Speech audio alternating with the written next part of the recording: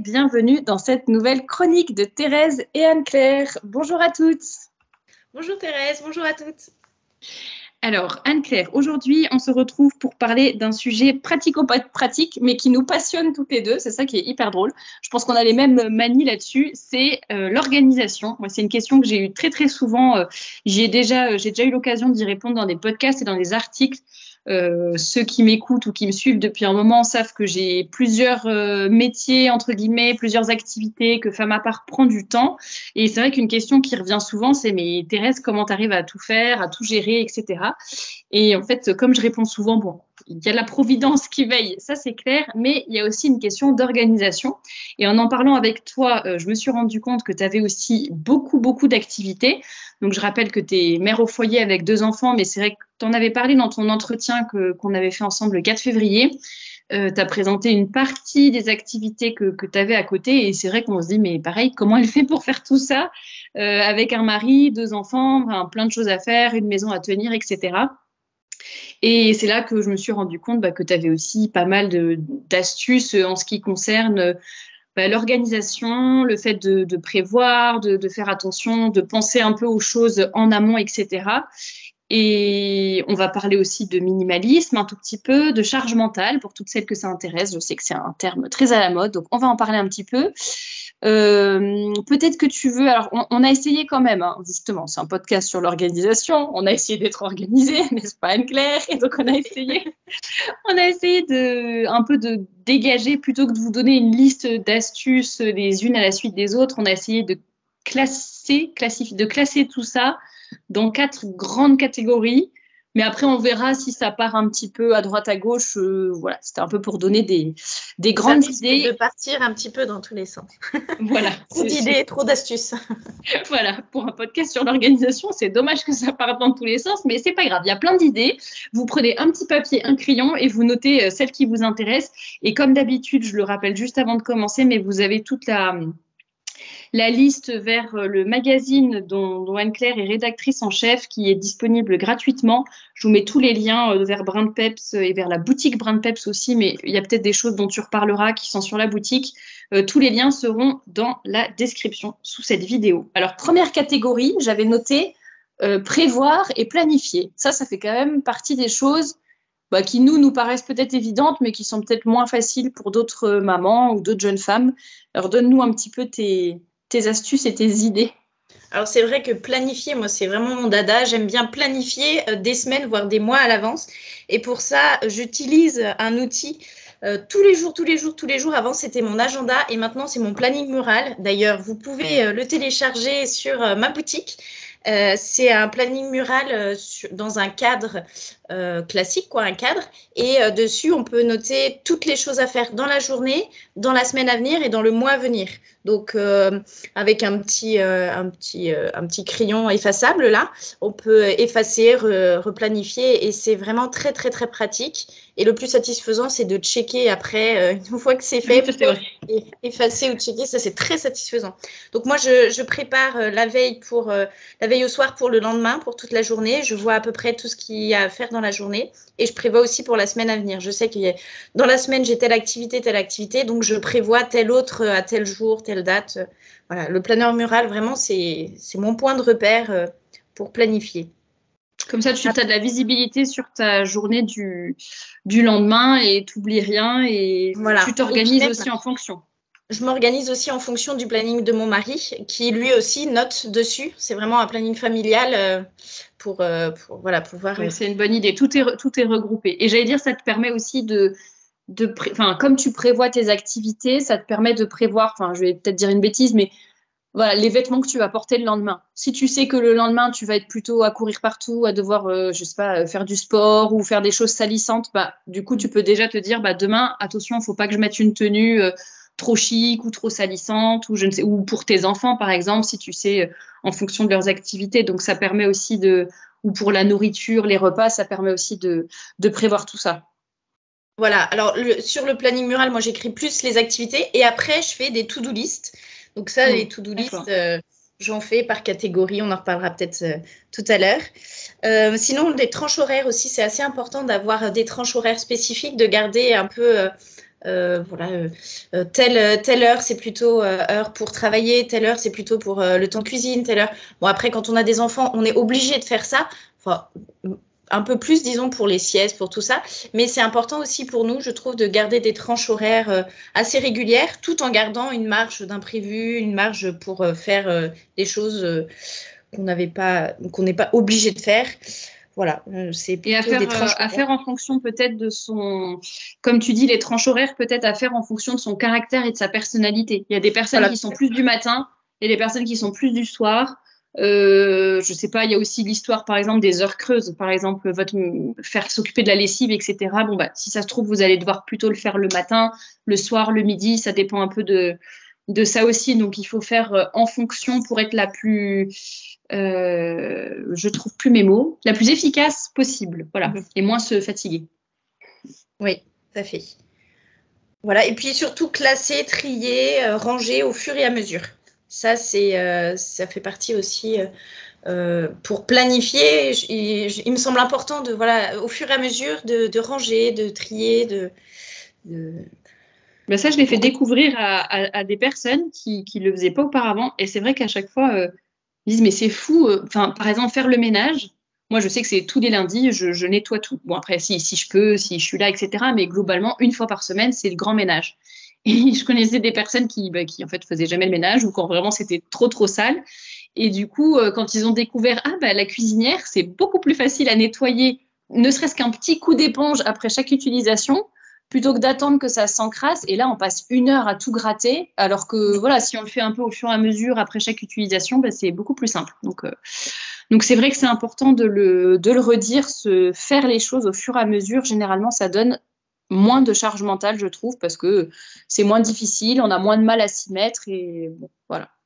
Est-ce que tu avais d'autres choses à ajouter ou est-ce qu'on passe peut-être au point suivant au pire, on complétera après si tu repenses à des choses.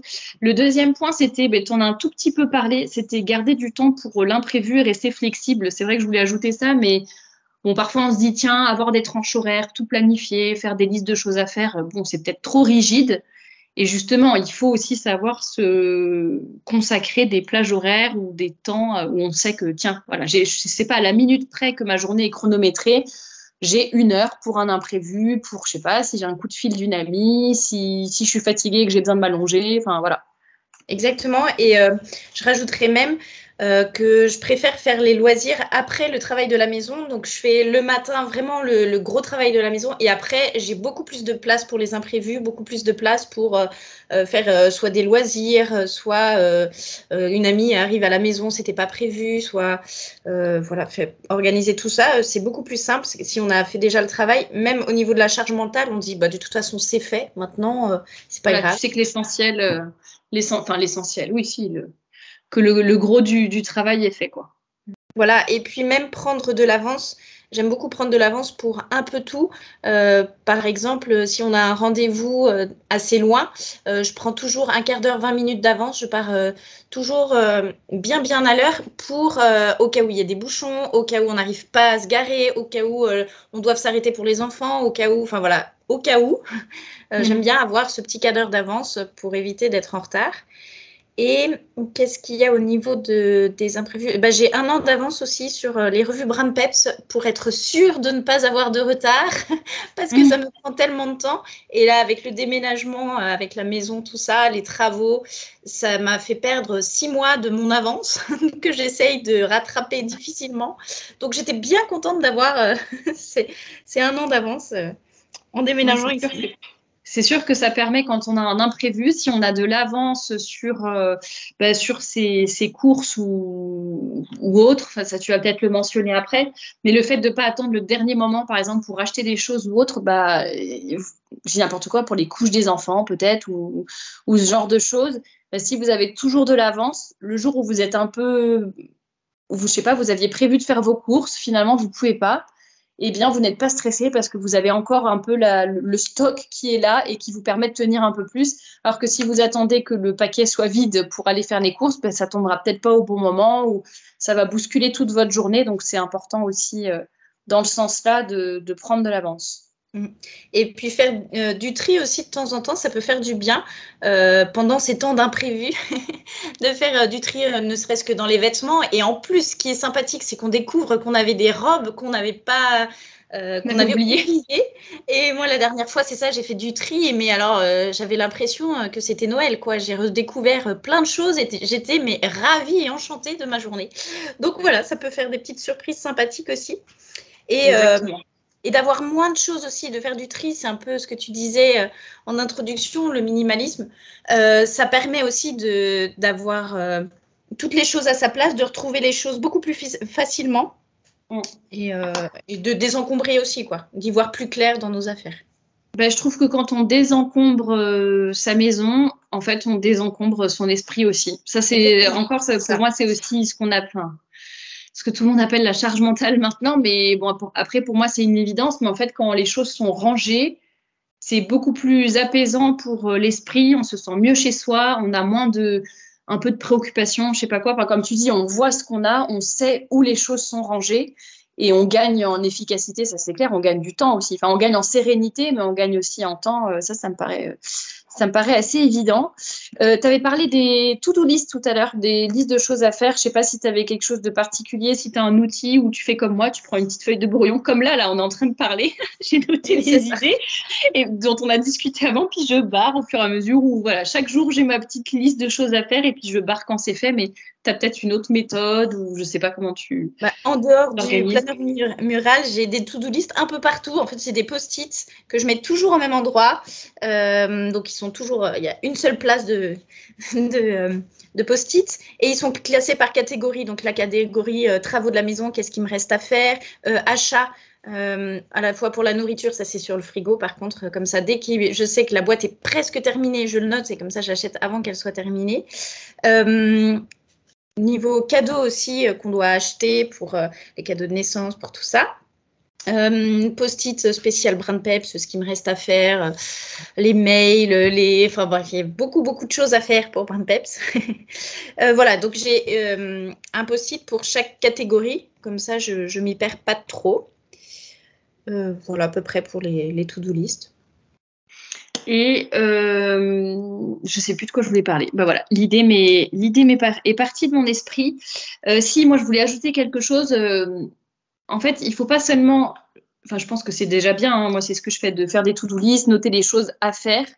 On peut aussi noter les choses qu'on a peur d'oublier. Enfin, je sais pas, les anniversaires, par exemple. Bon, à part ceux vraiment de mes frères et sœurs et de mes parents et de 3 autres personnes que je connais par cœur et même si je suis débordée, même si j'ai pas de rappel dans mon téléphone, je sais que je m'en souviendrai. Voilà, c'est vraiment des dates qu'on n'oublie pas.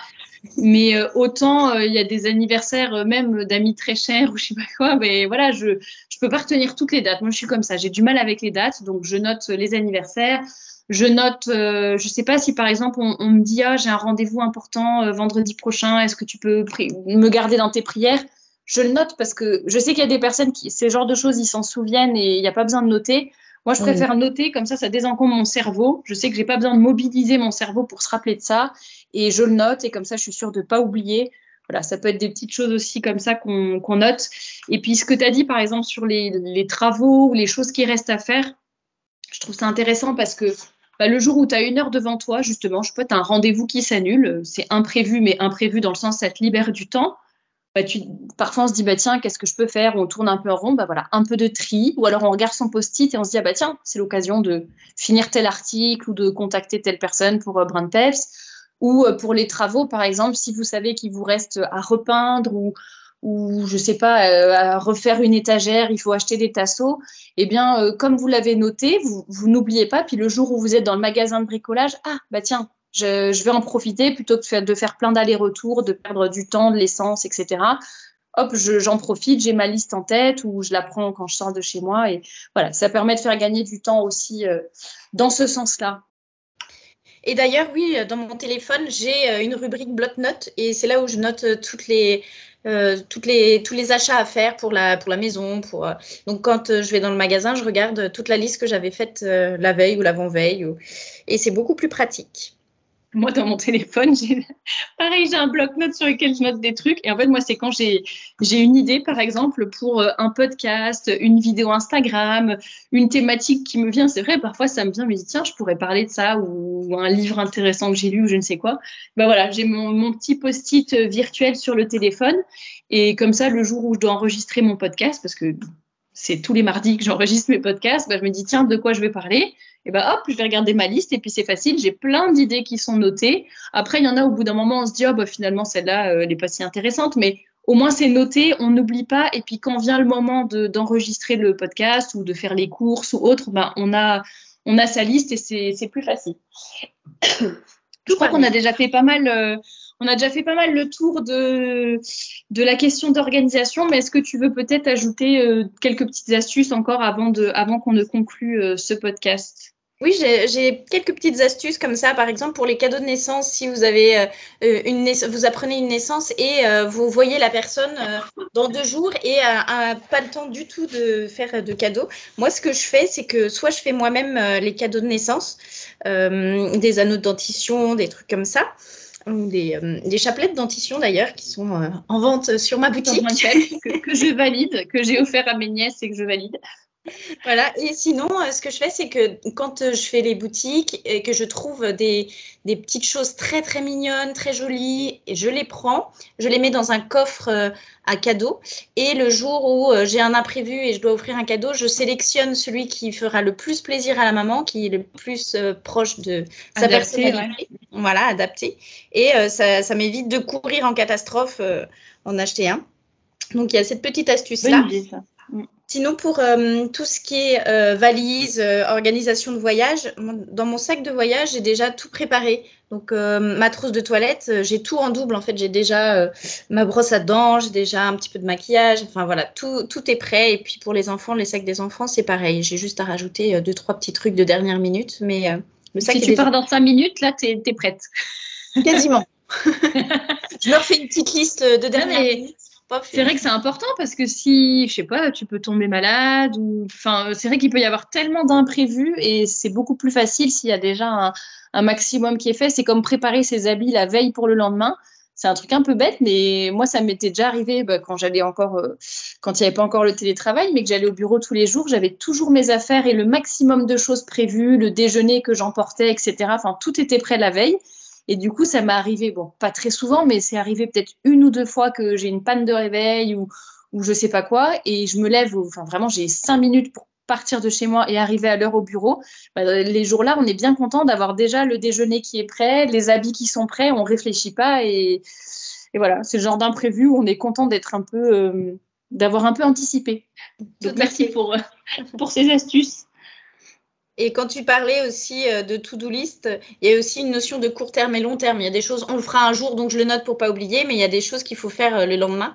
Et quand c'est des choses pratico-pratiques, je le laisse sur le plan de travail. Comme je déteste qu'il y ait du bazar dans la maison, s'il y a un truc qui traîne, je sais que je vais vouloir le ranger, donc je vais y penser. Ah oui, il faut que je le fasse avant de le ranger, donc c'est une petite astuce aussi. Je fais pareil, je partage mon astuce. Là, c'est plus virtuel, mais je fais la même chose avec mes emails. Si c'est dans ma boîte de réception, ça veut dire que ça n'est pas traité, que j'ai soit encore une réponse à donner, une recherche à faire, enfin voilà. Et sinon, c'est rangé forcément dans un dossier. J'ai même fait une catégorie diverse parce que parfois ça rentre dans aucune catégorie, mais au moins ça veut dire que c'est rangé, c'est traité, il n'y a plus rien à faire. Et puis comme je suis comme toi, j'aime pas quand ça traîne, mais dans ma boîte de mail non plus, j'aime pas quand ça traîne. Donc, c'est pareil, j'ai la même astuce pour les mails. Voilà, ça encourage à faire les choses. Et puis je suis comme toi, si ça traîne, si c'est posé en bas des escaliers ou je sais pas quoi, ça va rester maximum la journée et avant le soir, c'est sûr que ça sera rangé parce que voilà, il faut que ça soit propre. Mais voilà, est-ce que tu avais d'autres astuces ou on a fait le tour? On a fait le tour de celles que j'ai notées. En fait, je crois qu'à chaque fois, pour vous donner un peu les coulisses, à chaque fois, on se dit, non, mais allez, cette chronique-là, on essaye de faire 10 minutes. En fait, On part toujours, on a toujours des choses à rajouter, des astuces qui nous reviennent à l'esprit, des idées, etc. Mais bon, on espère que ces chroniques vous plaisent quand même, que ça vous donne plein d'idées. Il y a vraiment des sujets de fond, des sujets un peu plus du quotidien, pratico-pratique. Mais c'est le but, c'est d'être vraiment, de vous inspirer sur pas mal de sujets différents et d'échanger. Et c'est vrai que voilà, c'est pas la même dynamique quand on est toutes les deux à faire ces podcasts. On espère que ça vous plaît. Et on vous dit à très bientôt pour une nouvelle chronique. À bientôt!